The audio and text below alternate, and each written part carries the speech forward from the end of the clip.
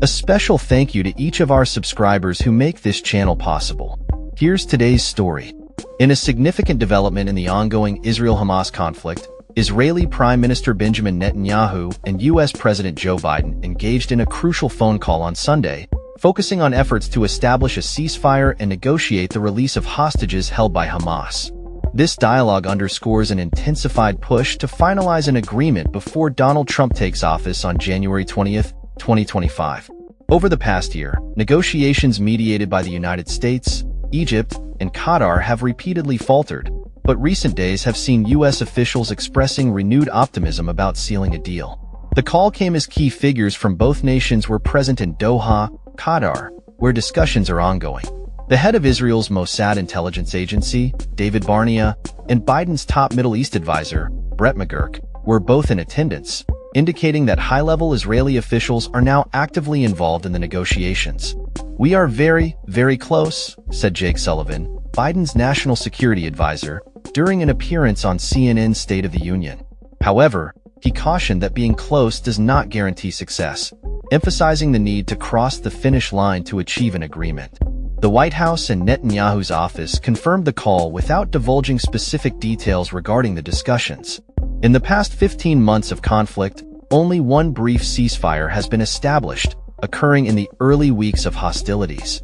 Secretary of State Antony Blinken echoed Sullivan's sentiments, stating that a deal is very close and expressing hope to finalize it before the transition of power to the incoming Trump administration.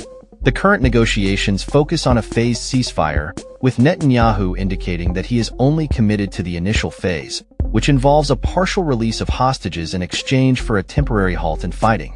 Hamas, on the other hand, has demanded a complete withdrawal of Israeli troops from the heavily damaged Gaza Strip, while Netanyahu insists on dismantling Hamas military capabilities in the region. As discussions progress, the situation on the ground remains dire, with over 46,000 Palestinian fatalities reported, the majority being women and children, according to the Gaza Health Ministry. The violence escalated following Hamas attack on October 7, 2023, which resulted in the deaths of approximately 1,200 Israelis and the abduction of around 250 hostages. Families of the remaining hostages are urging Netanyahu to expedite negotiations to secure their loved ones' release. In Tel Aviv, demonstrations continue, with citizens displaying photographs of the hostages. Meanwhile, Palestinians in Gaza are cautiously hopeful yet skeptical about the prospects of a ceasefire.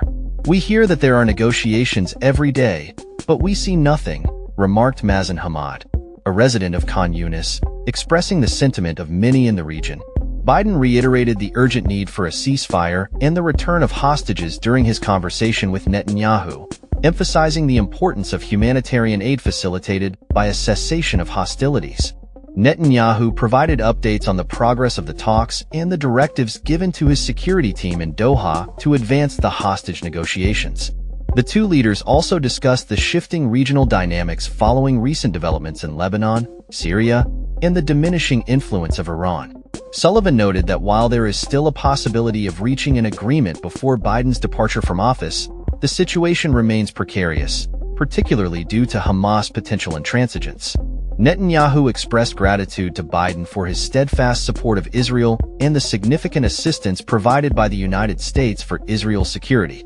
The Israeli offensive in Gaza commenced following the October 2023 Hamas incursion, which has since led to widespread devastation and a humanitarian crisis affecting millions. As the clock ticks down to the inauguration of President-elect Trump, who has voiced strong support for Netanyahu's objectives, the urgency for a resolution grows more pronounced. That's all for this story. We upload videos every day covering many different subjects, so hit that subscribe button to stay informed. Thanks for watching.